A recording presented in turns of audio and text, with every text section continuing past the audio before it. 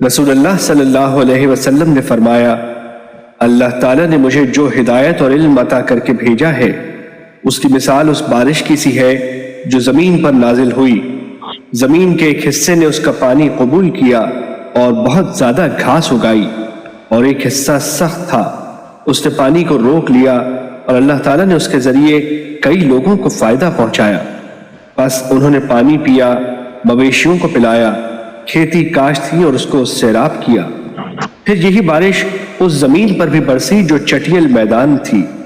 وہ نہ پانی کو روک سکی اور نہ گھاس اگا سکی۔ بس